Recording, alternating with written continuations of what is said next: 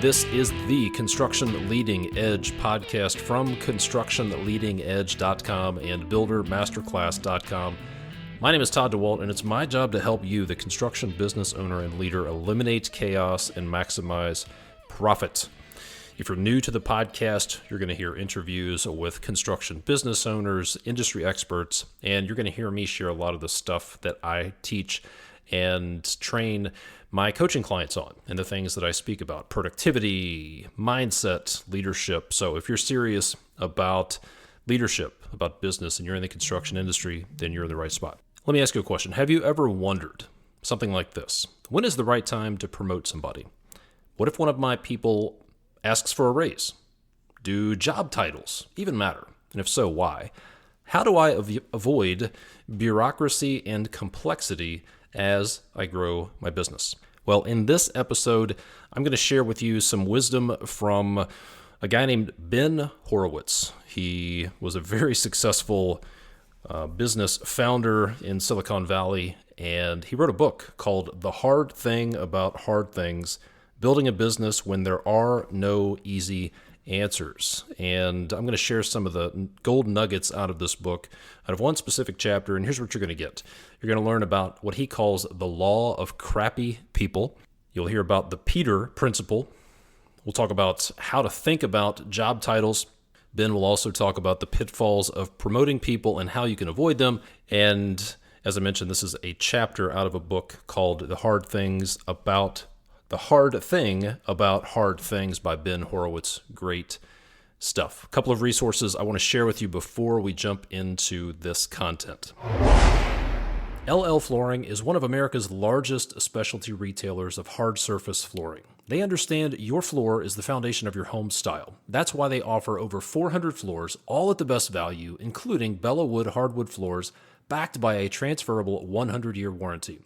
Visit one of their over 400 stores to find the right hardwood, waterproof vinyl, laminate, bamboo, or tile flooring for your style. Their flooring experts will guide you every step of the way, from finding the perfect floor for your project to arranging safe, professional installation. LL Flooring has a variety of digital tools to help you transform your home. Use their Floor Finder tool to discover options for your project, and then use Picture It, their online visualizer, to see your new floor in your space before you install. For store locations, style advice, and more, visit llflooring.com/pro. These are the floors homes are built on. llflooring.com/pro. Let me ask you two questions. How many hours did you waste in the last month doing free estimates? And then how many profit bleeds, like rework, lost time, schedule delays, and even uncomfortable conversations, have you had in the last month because of free estimates? Look, a growing number of builders, remodelers, and commercial general contractors are getting paid to do pre-construction planning and estimating. They're getting paid for their time. They're wasting less time, maybe even no time, with tire kickers. And they're cutting out a lot of the profit bleeds that are caused by free estimates. But what could I possibly say to a potential customer to get them to pay me for an estimate when everybody else does them for free? If you're wondering that, there are 3 specific questions that you can ask on your next appointment to get your prospect, and maybe even get yourself, to see that it's in their best interest to pay you for pre-construction services. Don't send out another free estimate until you learn these 3 questions. Go get your free training video with those 3 questions over at buildermasterclass.com/script. That's buildermasterclass.com/script. All right, here we go. This is the chapter called Titles and Promotions from the book, The Hard Thing About Hard Things by Ben Horowitz. I strongly recommend you pick up this book. Lots of good stuff. Here we go. This is from Ben Horowitz. Often, when I meet with startups, the employees have no job titles. This makes sense because everybody is just working to build the company. Roles don't need to be clearly defined, and in fact, can't be, because everyone does a little bit of everything. In an environment like this, there are no politics, and nobody's jockeying for position or authority. It's rather nice. So why do all organizations eventually create job titles? And what is the proper way to manage them? Thanks to Mark Zuckerberg for contributing to my thinking on this subject. First question, why do titles matter? There are two important factors that drive all companies to eventually create job titles. Number one, your employees want them. While you may plan to work at your company forever, at least some of your employees need to plan for life after your company. When your head of sales interviews for her next job, she won't want to say that despite the fact that she ran a global sales force with hundreds of employees, her title was, quote, dude. Number two, eventually, people need to know who is who. As companies grow, everybody won't know everybody else. Importantly, employees won't know what each person does and whom they should work with to get their jobs done. Job titles provide an excellent shorthand for describing roles in the company. In addition, customers and business partners can also make use of this shorthand to figure out how to best work with your company. Beyond these core reasons, employees will use titles to calibrate their value and compensation against their colleagues. If an employee with the title of junior engineer believes that she is a far better programmer than her counterpart with the title senior architect, this will indicate to her that she may be underpaid and undervalued. Because titles will be used to calculate relative value, they must be managed carefully. The next section is the dangers, the Peter Principle and the law of crappy people. The basics seem obvious, so why does almost every company eventually make serious mistakes regarding titles? If you've ever worked in a company, you've probably thought to yourself about some overly promoted executive, quote, how did he get to be a vice president? I wouldn't let him manage a lemonade stand, end quote. One challenge is what's known as the Peter Principle, coined by Dr. Lawrence J. Peter and Raymond Hull in their book of that name, The Peter Principle. The Peter Principle holds that in a hierarchy, members are promoted so long as they work competently.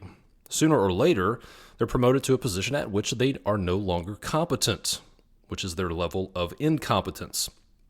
And there they remain, being unable to earn further promotions. As Andy Grove points out in his management classic, High Output Management, the Peter Principle is unavoidable because there is no way to know in advance at what level in the hierarchy a manager will become incompetent. Another challenge is a phenomenon that I call the law of crappy people. The law of crappy people states, for any title level in a large organization, the talent on that level will eventually converge to the crappiest person with the title. Let me read that again. The law of crappy people states, for any title level in a large organization, the talent on that level will eventually converge to the crappiest person with that title. The rationale behind the law is that the other employees in the company with lower titles will naturally benchmark themselves against the crappiest person at the next level. For example, and I'll change some of these titles to make them more relevant to construction. If Jasper is the worst vice president in the company, then all of the project executives will benchmark themselves against Jasper and demand promotions as soon as they reach his low level of competency. As with the Peter Principle, the best that you can do is to mitigate the law of crappy people, and that mitigation will be critically important to the quality of your company. Now let's talk about the promotion process. The best way to mitigate both the Peter Principle and the law of crappy people is with a properly constructed and highly disciplined promotion process. Ideally, the promotion process should yield a result similar to the very best karate dojos and top dojos in order to achieve the next level. For example, being promoted from a brown belt to a black belt, you must defeat an opponent in combat at that level. This guarantees that a new black belt is never a worse fighter than the worst current black belt. Frustratingly, there is no exact analog to a fist fight in business, so how can we preserve quality without actual combat? To begin, start with an extremely crisp definition not only of the responsibilities at each level, but also of the skill required to perform the duties. When describing the skills, avoid the generic characterizations such as, quote, must be competent at managing a P&L. or must be able to schedule a project, must have excellent management skills, or must be a good communicator. In fact, the best leveling tools get extremely specific and even name names. Quote, should be a superstar recruiter, as good as Jenny Rogers, end quote. Next, define a formal process for all promotions. One key requirement of the process should be that promotions will be leveled across groups. If you let a manager or a single chain of command determine promotions unilaterally, then it's possible that, for example, HR will have 5 vice presidents and engineering only 1. One way to level across groups is to hold a regular promotions council that reviews every significant promotion in the company. When a manager wishes to promote an employee, he or she will submit that employee for review with an explanation of why he or she believes the employee satisfies the skill criteria required for the level. The committee should then compare the employee with both the level's skill description and the skills of other employees at that level to determine whether to approve the promotion. In addition to ensuring fairness and level quality, this process will serve to educate your entire management team on the skills and accomplishments of the employees being submitted for promotion. All right, how big should the titles be? How magnanimous should the titles be? Should your company make vice president the top title, or should you have chief marketing officers, chief revenue officers, chief people officers, and chief snack officers? There are 2 schools of thought regarding this. One represented by Mark Andreessen, and the other by Mark Zuckerberg. Andreessen argues that people ask for many things from a company: salary, bonus, stock options, span of control, truck, etc., and titles. Of those, a title is by far the cheapest, so it makes sense to give the highest titles possible. The hierarchy should have presidents, chiefs, and senior executive vice presidents. If it makes people feel better, let them feel better. Titles cost nothing. Better yet, when competing for new employees with other companies, using Andreessen's method, you can always outbid the competition in at least one dimension.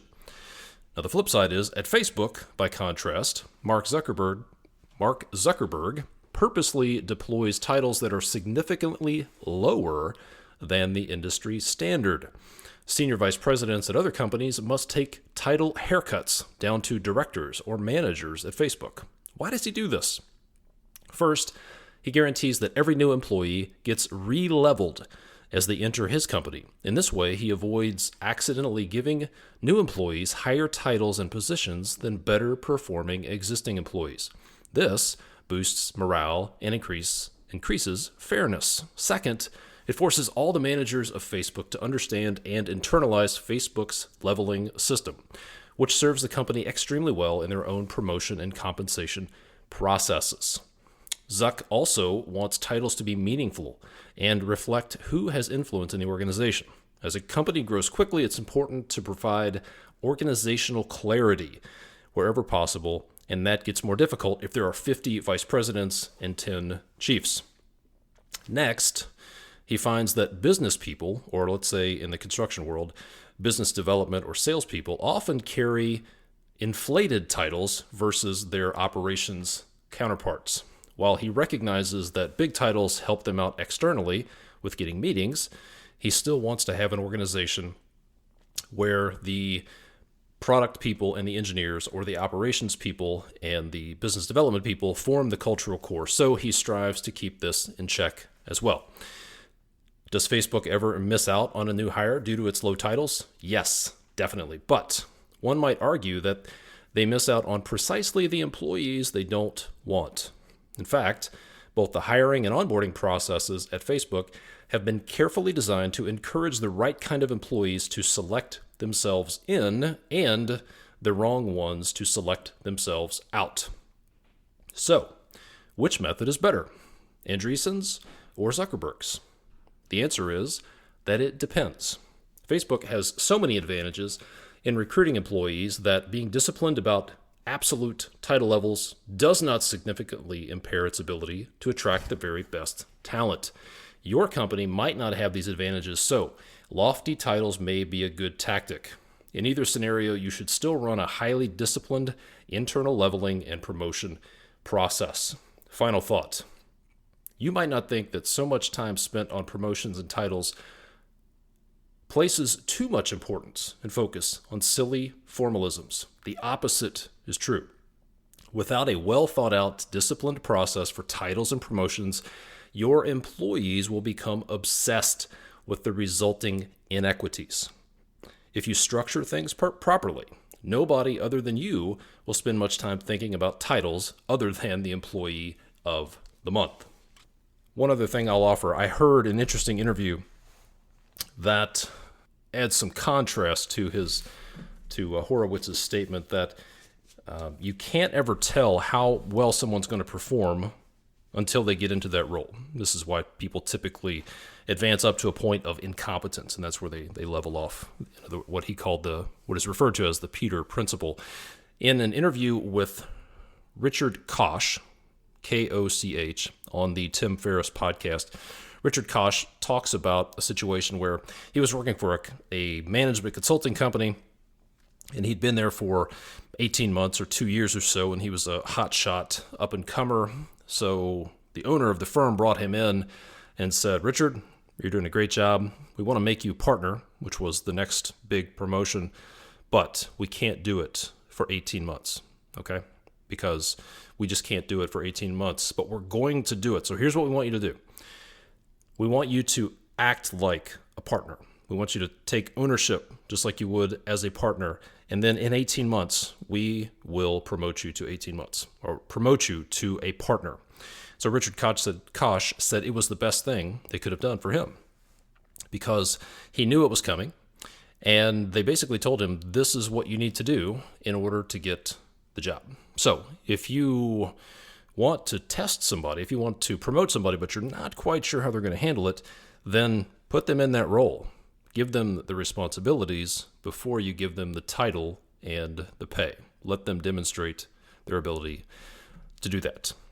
All right, so now let's talk about application. This is all interesting information about promotions and titles and the law of crappy people and the Peter Principle, but what do we do with it? So I want to talk about three specific steps that you can take so that you can see the wisdom from this book actually show up in your business. So 3 steps. Number 1 would be to design your organization for the future. What does your organization look like 2 years, 3 years down the road?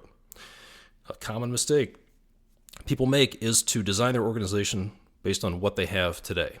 And another mistake is to try to create roles and responsibilities around the people that you currently have. Okay? So look out into the future. Where do you want to be 2 to 3 years down the road? What are the types of projects that you want to be working on? Maybe it's geography. What markets do you want to be in? What size of project do you want to be working on? How much revenue do you need to be bringing in to hit your financial targets? And then let's look at your organizational chart. What does your organization look like? What are the roles? And how many of each role? How many project managers do you need? How many superintendents? How many lead carpenters? What about finance and accounting? What are the roles that you think you'll need in order to support the type of work and the amount of work that you want to do? And then, who manages whom? What is the chain of command, so to speak? What are the reporting lines? Who works for whom? Who are the direct reports? In other words, if you have 4 project managers, who manages those project managers? If you have a finance and accounting team, if you have a bookkeeper and a controller and maybe an accounts payable clerk or a payroll clerk, who manages them? Who manages that team? So a good rule of thumb is that one person can effectively manage 5 to 7 direct reports and still get some work done. So just keep that in mind. For example, if you look at the military, a U.S. Marine Corps fire team it consists of 4 people. There's a team lead and then 3 others in that fire team. So keep in mind the number of people that one person can effectively manage and support. So step number 1 is to design your organization for 2 to 3 years out. Step number 2 is to define each role very clearly.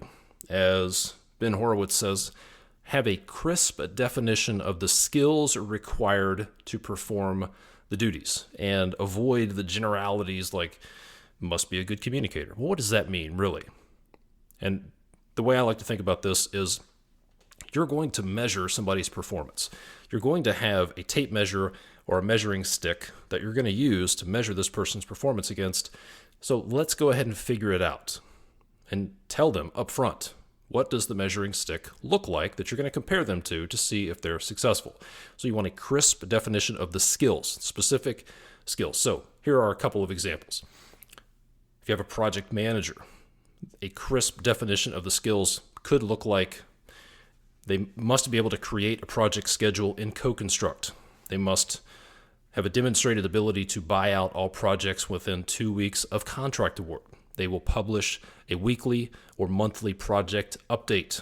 They must be able to know the best way to communicate with customers about tough situations. They will manage all of their projects to hit the financial targets. They will close out projects within 30 days of substantial completion. Their boss shouldn't get calls from the customer. And they need to be as good as J.D. Barnes, okay? Remember, it's okay to name names. They need to be as good as this person. JD, if you're listening, you're one of the best I ever worked with. If you have a lead carpenter, a crisp definition of their skills could look like they can install complex trim alone. They can perform their own layout. They can order materials. They can schedule a project from a set of plans and manage all trade partners.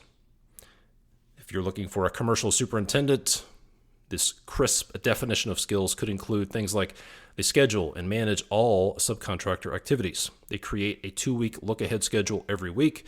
They lead the weekly OAC progress meeting. They submit RFIs to the design team within 24 hours of an issue arising. So you can do the same thing with a bookkeeper, with a business development executive, with an estimator. But remember, crisp definition of the skills required to perform the duties, and it's okay to name names. Step number 3 is to define your promotion process. This is an issue that I've talked to a lot of my coaching clients about, and it starts with, hey, my guy contacted me and said he'd like a raise. What do I do? And that puts you, if that's happened to you, you sort of feel like you have to respond. You can't really say no, and it puts you in a reactive mode. So let's define your promotion process and then get this out to everybody on the team. So answer a few questions. When will you do it?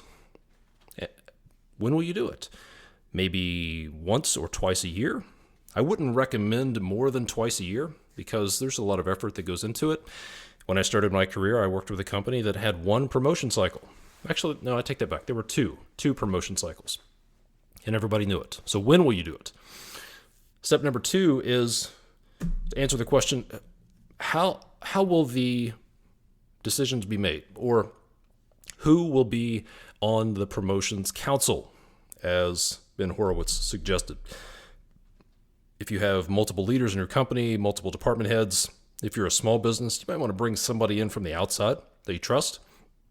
But who will be on the promotions council? Remember, you don't want individual department heads or leaders to be promoting people within their organization. Otherwise, things can get a little bit out of balance. And then remember the Richard Koch story about acting the part first. So if someone's a little bit questionable and they haven't demonstrated the ability, then tell them, hey, we want to promote you up to the next level.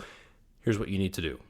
I want you to act like a project manager, superintendent for 6 months. And when you do that for 6 months, then 6 months or 12 months or 18 months, whatever the case may be, get them to demonstrate the ability and then follow that up with the title and the compensation. All right, there you go. Was this helpful? If so, if you're looking for more advice like this, be sure to go check out the book, The Hard Thing About Hard Things by Ben Horowitz HOROWITZ. And let me ask you another question. What do you want from me? What do you want from me? All right. And I'm not saying that in a mean way, but I'm working on a few ideas, and my job is to create value, help you eliminate chaos, put systems in place, maximize profitability. But my question for you is, what do you want from me this year? We're kicking off a new year, 2021 right now. What do you want from me? So I'm kicking around a few ideas, but I could use your help. So listen to these ideas, and then I'd like to hear from you. If something stands out to you as being extremely helpful, if that's something you would be interested in, I want to hear from you. So a few things that I'm kicking around. One would be a construction finance masterclass, where you would learn how to be your own CFO, reading financial statements, balance sheets, how to manage and master the financial part of a construction business. Number two would be how to systematize your business, how to put systems in place to eliminate chaos so you can take time off, maybe step away from the business, maybe eventually sell the business, but put systems in place. Number three is a mastermind group of other business owners. Would you like to be part of a peer group, or as I call them, mastermind groups of other business owners, people who are doing similar type of work, people who are dealing with similar challenges as you, but aren't your competitor? If that sounds like something you would be interested in, let me know. I actually have a group for co-construct software users, and if you're interested in that, you can hit me up and I can point you in that direction. If you're interested in a masterclass on how to start a construction business, that's one of the ideas I'm looking at. And then live events. COVID put the kibosh on a couple of live events that I had scheduled in 2020, but if you would really like to get together with other business owners, share best practices, network, etc., build relationships, then that's one of the things that is on the board as well. So if you have strong feelings about one of those, send me an email, Todd, TODD, at constructionleadingedge.com, and let me know which of those you would like for me to pursue.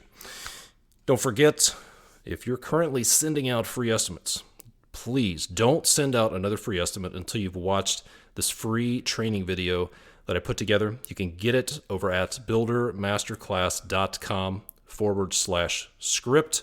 I want to get a training video into your hands where you can learn 3 questions that you can ask on your next appointment to help your prospect see why it's in their best interest to pay you for an estimate. You'll also hear from Travis Gardner, who has recently decided to end the practice of doing free estimates. That's over at buildermasterclass.com/script. Thank you so much for listening. I really appreciate all the ratings and the reviews. If you get value out of this podcast, I would appreciate it if you could take 60 seconds, leave a review and a rating. That would mean a lot to me, and it also helps get the word out there on the interwebs to other people. And hey, if there's somebody else that you know that could get some value out of this, if you could send them a text, share this episode with them, that would be fantastic. I am Todd DeWalt. Thank you so much for listening. I'll see you next time. LL Flooring offers over 400 floors in both the latest styles and timeless looks, from hardwood and laminate to waterproof flooring. There's a floor for any style and every budget. Visit the experts at your local store or go to llflooring.com/pro. These are the floors homes are built on.